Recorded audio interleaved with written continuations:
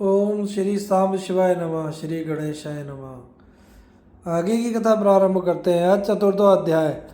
वाराह कल्प के प्रथम से नवम द्वापर तक हुए व्यासों एवं शिवावतारों का वर्णन। नंदीश्वर बोले, हे सनत कुमार, हे सर्वज्ञ, अब शंकर जी के जिस सुखदायक चरित्र को हर्षित होकर रुद्र ने ब्रह्मा जी से प्रेम पूर्वक कहा था, उस चरित्र को सुने।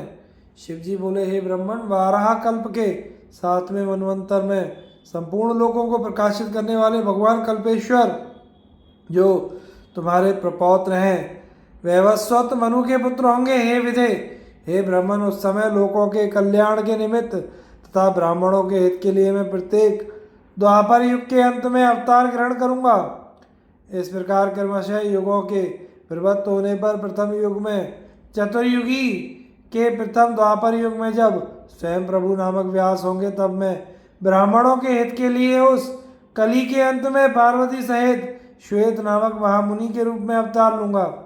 हे विधे, उस समय पर्वतों में श्रेष्ठ रमणीय हिमालय के छागल नामक शिखर पर शिखा से युक्त श्वेत श्वेतशिख श्वेताशु श्वेत लोहित नामक मेरे 4 शिष्य होंगे। वे चारों ध्यान योग के प्रभाव से मेरे लोक को जाएंगे। तब वहां मुझ अविनाशी को तत्वपूर्वक जानकर वे मेरे भक्त होंगे और जन्म मृत्यु जरा से रहित तथा परम ब्रह्म में समाधि लगाने वाले होंगे। हे पितामह, हे वत्स, ध्यान के बिना मनुष्य मुझे दान धर्मादि कर्म के हेतु साधनों से देखने में असमर्थ है। दूसरे द्वापर में जब सत्य नामक प्रजापति व्यास होंगे, तब मैं कलयुग में सुतार नाम से अवतार ग्रहण करूंगा। उस युग में दुंदुभि, शत्रु, वृश्चिक तथा केतु नामक वेदज्ञ ब्राह्मण मेरे शिष्य होंगे। वे चारों ध्यान योग के प्रभाव से मेरे लोक को प्राप्त करेंगे और मुझ अव्यय को यथार्थ रूप से जानकर मुक्त हो जाएंगे। तीसरे द्वापर युग के अंत में जब भार्गव नामक व्यास होंगे, तब मैं दमन नाम से अवतार ग्रहण करूंगा। उस समय भी विशोक, विशेष, विपाप, पापनाशन नामक मेरे 4 पुत्र शिष्य होंगे। हे चतुरानन, उस कलयुग में मैं अपने शिष्यों के द्वारा व्यास की सहायता करूंगा और निवृत्ति मार्ग को दृढ़ करूंगा। चौथे द्वापर में जब अंगिरा व्यास के रूप में प्रसिद्ध होंगे, तब मैं सुहोत्र नाम से अवतार ग्रहण करूंगा। उस समय भी महात्मा योग साधक मेरे 4 पुत्र होंगे। हे ब्राह्मण, मैं उनके नाम बता रहा हूँ, सुमुख, दुर्मुख, दुर्दम और दुर्तिक्रम। हे विधेय, उस समय मैं अपने शिष्यों के द्वारा व्यास की सहायता करूंगा। 5वें द्वापर में सविता नामक व्यास कहे गए हैं। उस समय मैं महातपस्वी कंक नामक योगी के रूप में अवतार ग्रहण करूंगा। उस समय भी मेरे 4 योग साधक तथा महात्मा पुत्र शिष्य होंगे। उनके नाम मुझसे सुनिए, सनक, सनातन, प्रभु सनंदन और सर्वव्यापी निर्मल अहंकार रहे सनत कुमार। हे ब्राह्मण, उस समय भी कंक नामक मैं सविता व्यास की सहायता करूंगा और निवृत्ति मार्ग का संवर्धन करूंगा। इसके बाद छठे द्वापर के आने पर लोक की रचना करने वाले तथा वेदों का विभाग करने वाले मृत्यु नामक व्यास होंगे। उस समय भी मैं लोकाक्षी नाम से अवतार ग्रहण करूंगा और व्यास की सहायता के लिए निवृत्ति मार्ग का विधान करूंगा। उस समय भी सुदामा, विरजा, संजय एवं विजय नामक मेरे 4 दृढ़वती शिष्य होंगे। हे विधे, 7वें द्वापर आने पर जब शतक्रतु नामक व्यास होंगे, उस समय भी मैं विभु जैगीशव्य नाम से अवतरित होऊंगा और महायोग विचक्षण होकर काशी की गुफा में दिव्य स्थान में कुशा के आसन पर बैठकर योग मार्ग को दृढ़ करूंगा तथा शतक्रतु व्यास की सहायता करूंगा एवं हे विधे, संसार के भय से भक्तों का उद्धार करूंगा। उस युग में भी सारस्वत, योगी, मेघवाहा और सुवाहा नामक मेरे 4 पुत्र होंगे। 8वें द्वापर के आने पर वेदों का विभाग करने वाले मुनि वशिष्ठ वेद व्यास होंगे। हे योग जानने वालों में श्रेष्ठ, उस समय मैं दधिवाहन नाम से अवतार ग्रहण करूंगा और व्यास की सहायता करूंगा। उस समय कपिल, आसुरी, पंचशिख, शालोर नामक मेरे 4 पुत्र होंगे जो मेरे ही समान योगी होंगे। हे विधे, 9वें द्वापर युग के आने पर उसमें सारस्वत नामक मुनि श्रेष्ठ व्यास होंगे। उस समय वे व्यास जी निवृत्ति मार्ग को बढ़ाने का विचार करेंगे। तब मैं ऋषभ नाम से विख्यात होकर अवतार लूंगा। उस समय पाराशर, गर्ग, भार्गव एवं गिरीश नामक मेरे परम योगी शिष्य होंगे। हे प्रजापते, मैं उनके साथ योग मार्ग को दृढ़ करूंगा। और हे सन्मुखे, मैं वेद व्यास की सहायता करूंगा। उस समय हे विदे दयालु, मैं अपने उस रूप से बहुत से दुखित भक्तों का और स्वयं आपका भी उद्धार करूंगा। हे विदे, मेरा वह ऋषभ नामक अवतार, योग मार्ग का प्रवर्तक, सारस्वत व्यास के मन को संतुष्ट करने वाला तथा अनेक प्रकार की लीला करने वाला होगा। मेरे उस अवतार ने भद्रायु नामक राजकुमार को, जो विष के दोष से मर गया था एवं जिसके पिता ने त्याग दिया था, पुनः जीवित कर दिया था, उस राजकुमार के 16 वर्ष का होने पर मेरे अंश से उत्पन्न ऋषभ पुनः सहसा उसके घर गए। हे प्रजापति, उस राजकुमार ने कृपा निधि तथा अति सुंदर उन ऋषभ जी का आदर पूर्वक पूजन किया और ऋषभ जी ने भी उसे उस समय राजयोग से युक्त धर्मोपदेश दिया। तदनंतर उन्होंने प्रसन्नचित होकर दिव्य कवच, शंख तथा प्रकाशमान खड़ग प्रदान किया, जो शत्रुओं के विनाश में समर्थ था। तदनंतर दीन वत्सल उन महात्मा ऋषभ जी ने उसके अंगों में भस्म लगाकर कृपा पूर्वक 12,000 हाथियों का बल भी उसे प्रदान किया। इस प्रकार माता सहित भद्रायु को भलीभांति आश्वस्त करके तथा उन दोनों से पूजित होकर स्वेच्छागामी प्रभु ऋषभ चले गए।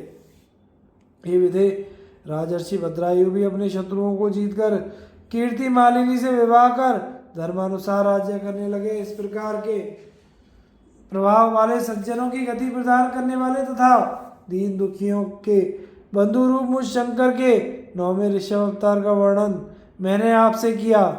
ऋषभ का चरित्र परम पवित्र, महान, स्वर्ग देने वाला, यश तथा कीर्ति देने वाला और आयु को बढ़ाने वाला है। इसे यत्न पूर्वक सुनना चाहिए। इस प्रकार श्री शिव महापुराण के अंतर्गत तृतीय शतरुद्र संहिता में ऋषभ चरित्र वर्णन नामक 4वां अध्याय पूर्ण हुआ। अथ 5वां अध्याय, वाराह कल्प के 10वें से 28वें द्वापर तक होने वाले व्यासों एवं शिवावतारों का वर्णन।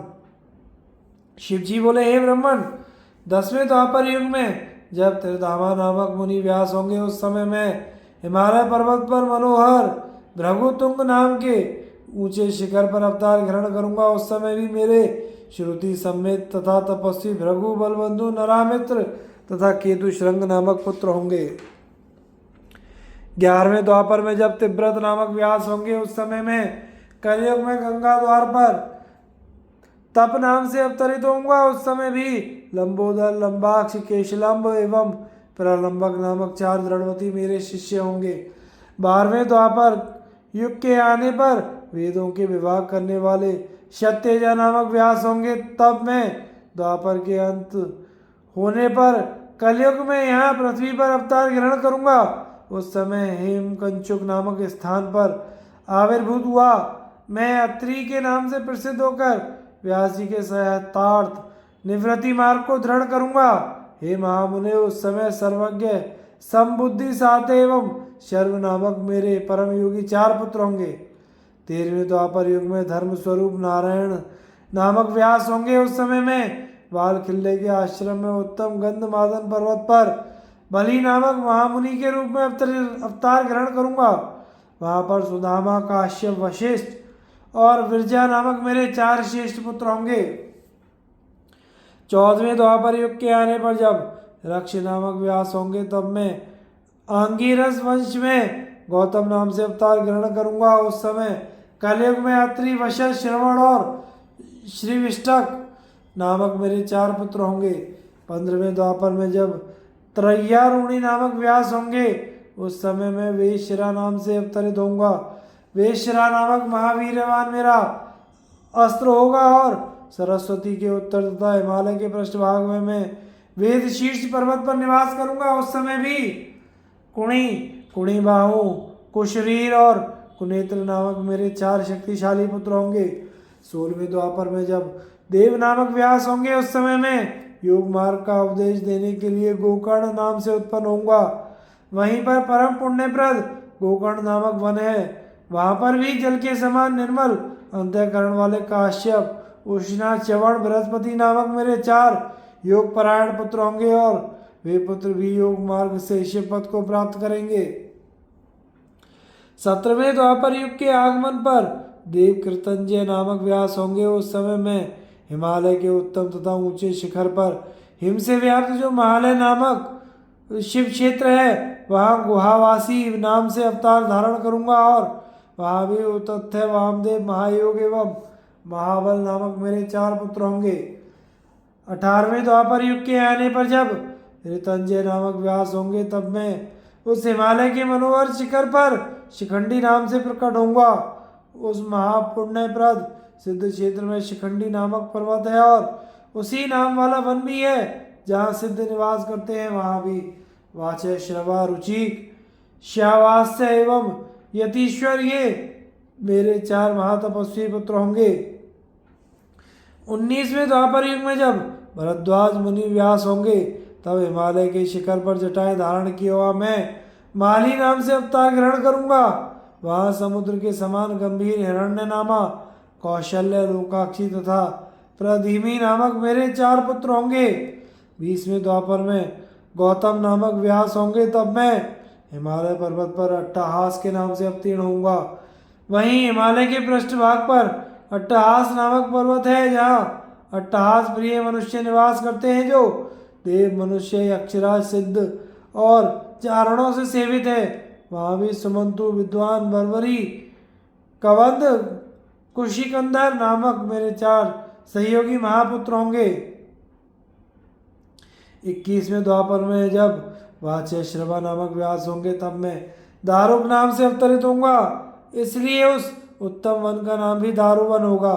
वहाँ पर भी प्लक्ष दारवायणी केतुमार और गौतम नामक मेरे 4 महायोगी पुत्र होंगे। 22वें द्वापर के आने पर जब सुषमायण नामक व्यास होंगे तब मैं लांगली भीम नामक महामुनि के रूप में वाराणसी में अवतरित होऊंगा जहाँ कलयुग में इंद्र सहित समस्त देवगण मुझ हलाये शिव का दर्शन करेंगे। वहाँ भी भल्लभी मधु पिंग तथा श्वेत केतु नामक मेरे 4 परम धार्मिक पुत्र होंगे। 23वें द्वापर युग के आने पर जब मुनि तृणबिंदु व्यास होंगे तब मैं उत्तम कालंजर पर्वत पर श्वेत नाम से अवतार लूंगा। उस समय उशिक बृहदस्यु देवल एवं कवि नामक मेरे 4 तपस्वी पुत्र होंगे। 24वें द्वापर युग के प्राप्त होने पर जब यक्ष नामक व्यास होंगे उस समय मैं नैमिष क्षेत्र में शूली नामक महायोगी के रूप में अवतार ग्रहण करूंगा। वहां पर भी शालिहोत्र अग्निवेश युवनाश्व तथा शरदोसु नामक मेरे 4 तपस्वी शिष्य होंगे।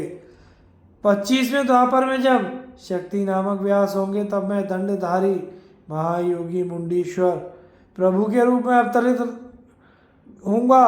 उस समय भी छगल कुंडकर्ण कुंभांड एवं प्रवाहक नामक 4 तपस्वी शिष्य होंगे। 26वें द्वापर में जब पाराशर नामक व्यास होंगे उस समय मैं भद्रवटपुर में आकर सहिष्णु नाम से अवतरित होऊंगा। वहाँ पर भी उलूक विद्युत शंभुक और आशुलायन नामक मेरे 4 तपस्वी पुत्र होंगे। 27वें द्वापर में जब जातु कर रहे व्यास होंगे उस समय मैं प्रभास तीर्थ में आकर सोम शर्मा नाम से प्रकट होऊंगा। वहाँ पर अक्षपात कुमार उलूक एवं वत्स नामक मेरे 4 तपस्वी शिष्य होंगे। 28वें द्वापर में जब महाविष्णु पराशर के पुरुष रूप में जन्म लेकर द्वैपायन नामक व्यास होंगे तब छठे अंश से पुरुषोत्तम श्री कृष्ण भी वसुदेव के नाम से प्रसिद्ध एवं वसुदेव के पुत्र रूप में अवतरित होंगे। उस समय भी मैं योग माया से संसार को विस्मित करने के लिए योगात्मा नामक ब्रह्मचारी का रूप धारण करूंगा और शरीर को अनामय समझकर इसे मृत की भांति शमशानों में छोड़कर ब्राह्मणों के लिए हित के लिए योग माया से आप ब्रह्मा एवं विष्णु के साथ दिव्य तथा पवित्र मेरु गुहा में प्रवेश करूंगा। हे ब्राह्मण, उस समय मैं लंकुली नाम से अवतार ग्रहण करूंगा। मेरे उत्पन्न होने से यह काया अवतार तीर्थ क्षेत्र के नाम से उस समय विख्यात रहेगा जब तक यह पृथ्वी रहेगी। उस समय भी कुशिक गर्ग मित्र एवं कौरष्य नामक मेरे तपस्वी शिष्य होंगे। ये सभी ब्रह्मनिष्ठ वेद के पारगामी विद्वान तथा ऊर्ध्वरेता ब्रह्मचारी होकर माहेश्वर योग को प्राप्त कर शिवलोक को जाएंगे। सूत जी बोले, हे उत्तम व्रत वाले मुनियों, इस प्रकार परमात्मा शिव ने वैवस्वत मनवंतर के प्रत्येक कलयुग में होने वाले अपने योगावतारों का सम्यक वर्णन किया है। हे विभो, इस प्रकार प्रत्येक द्वापर युग में 28 व्यास तथा प्रत्येक कलयुग के प्रारंभ में योगेश्वर के अवतार होते रहते हैं। प्रत्येक महायोगेश्वर के अवतारों में उनके 4 महाशैव शिष्य भी होते हैं जो योग मार्ग की वृद्धि करने वाले तथा विनाशी होते हैं। ये सभी शिष्य पाशुप्रद व्रत का आचरण करने वाले, शरीर में भस्म लेपन करने वाले, रुद्राक्ष की माला धारण करने वाले तथा त्रिपुंड से सुशोभित मस्तक वाले हैं। सभी शिष्य धर्मपरायण, वेद वेदांग के ज्ञाता, भक्ति रखने वाले, लिंगार्चन में सदा तत्पर, बाहर भीतर से मुझ में भक्ति रखने वाले, योगाध्यापरायण, जितेंद्रिय हैं। विद्वानों द्वारा इनकी संख्या 112 कही गई है। इस प्रकार मैंने 28 युगों के क्रम से मनु से लेकर श्री कृष्ण अवतार पर्यंत शिवजी के अवतारों का लक्षण कह दिया। इस कल्प में जब कृष्ण द्वैपायन व्यास जी होंगे तब श्रुति समूहों का ब्रह्म लक्षण संपन्न विधान अर्थात वेदांत के रूप में प्रयोग होगा। हे सनत कुमार, देवेश्वर शिव ब्रह्मा से इतना कहकर उन पर कृपा करके उनकी ओर पुनः देखकर वहीं पर अंतर्निहित हो गए। इस प्रकार श्री शिव महापुराण के अंतर्गत तृतीय शतरुद्र संहिता के शिव अवतारों उपाख्यान में शिव के 19 अवतारों का वर्णन नामक 5वां अध्याय पूर्ण हुआ।